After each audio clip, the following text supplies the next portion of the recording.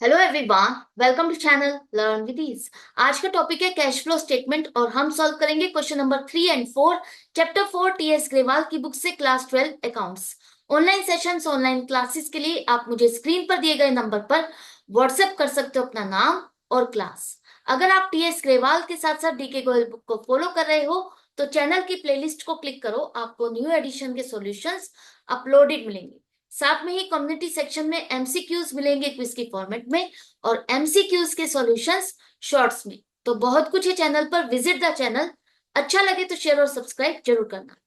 Question में आपको कुछ ट्रांजैक्शंस दिए और आपसे पूछा है कि इसमें से कौन सी ऐसी ट्रांजैक्शन है जिससे कैश का इनफ्लो हो रहा है, कौन सी ऐसी ट्रांजैक्शन है जिससे आउटफ्लो हो रहा है और कौन सी ऐसी ट्रांजैक्शन है जिसमें कैश का इन्वॉल्वमेंट ही नहीं है।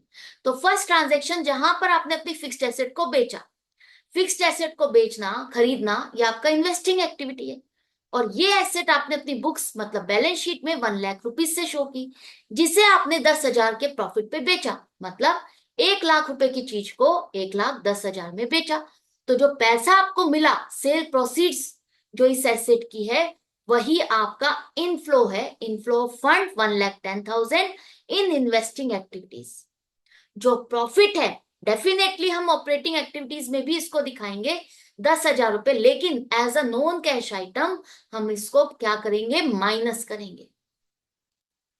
इसके बाद आपसे कहा है sale of goods against cash. आपने गुड्स को सेल और परचेज किया, तो वो कौन सी एक्टिविटी है आपकी, नॉर्मल बिजनेस की एक्टिविटी है जो कि हम ऑपरेटिंग एक्टिविटी में कवर करते हैं। तो अगर आप किसी गुड्स को बेचोगे, सामान बेचोगे, तो आपके पास कैश आ रहा है, तो कैश का इनफ्लो हो रहा है, इनफ्लो इन ऑपरेटिंग एक्टिविटी। अब यहां पर एक पॉइंट आता है कि अगर आपने सामान उधार पे बेचा, क्रेडिट पे बेचा, तो क्या तब भी वो ऑपरेटिंग एक्टिविटी में आएगा। आपको याद होगा ऑपरेटिंग एक्टिविटी के फॉर्मेट में हम चेंज इन वर्किंग कैपिटल करते हैं और वर्किंग कैपिटल चेंजेस का मतलब अगर आपके debtor, creditor, current asset, liabilities में जो भी चेंजेस आता है हम उसको कवर करते हैं। अगर आपने सामान उधार पे बेचा, इसका मतलब आपके डेटर्स इंक्रीज हुए और डेटर इंक्रीज होने का मतलब है एक तरह से आउटफ्लो ऑफ कैश। आपने मशीनरी खरीदी, purchase of machinery for cash, cash में मशीनरी खरीदी। मशीनरी खरीदना बेचना, एसेट खरीदना बेचना इन्वेस्टिंग एक्टिविटी है, जिसकी पेमेंट अगर आपने की तो क्या होगा, आउटफ्लो इन इन्वेस्टिंग एक्टिविटीज।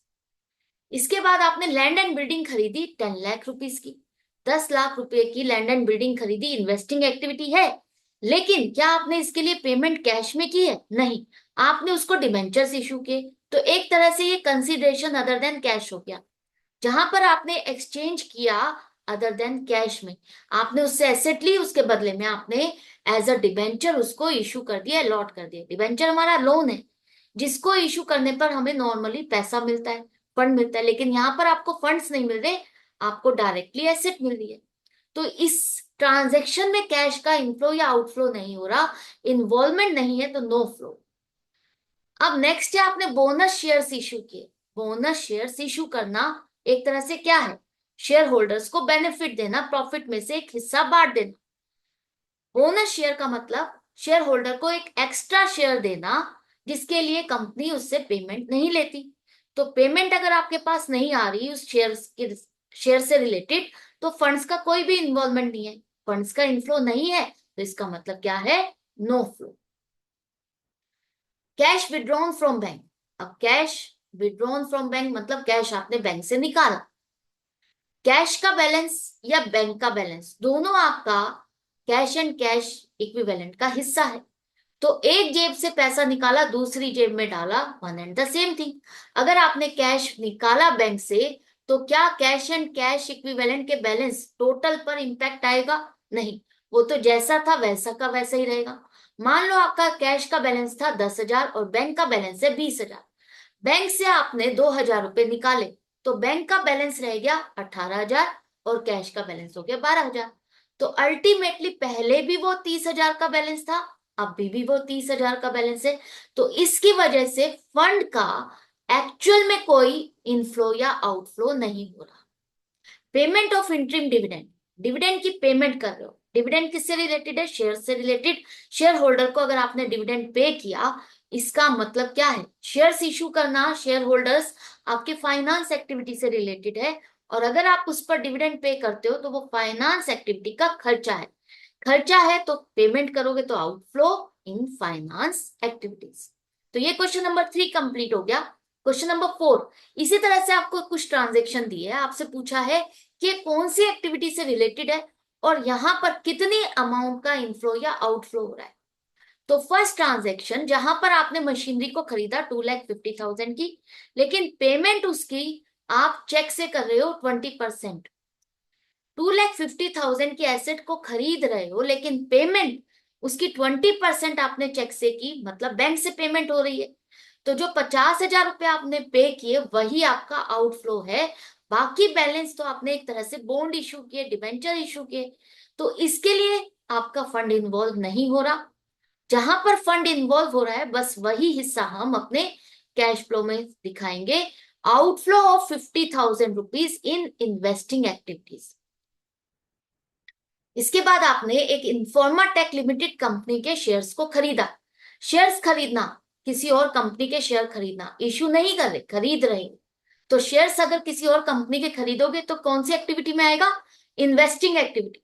तो आपने अगर इसकी पेमेंट की है तो क्या होगा? आउटफ्लो होगा। 2,50,000 का आउटफ्लो हो गया। साथ में आपको इस पर डिविडेंड भी मिला।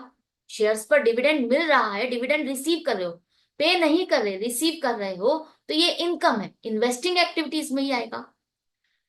2,50,000 तो आपने पेमेंट की तो वो आउटफ्लो हो गया, इनफ्लो हो गया डिविडेंड का। तो नेट आपका, ये दोनों ही इन्वेस्टिंग एक्टिविटीज से रिलेटेड है, तो नेट अगर अमाउंट देखी जाए तो नेट आपका 2 लाख रुपीज का आउटफ्लो हो रहा है इन्वेस्टिंग एक्टिविटीज में।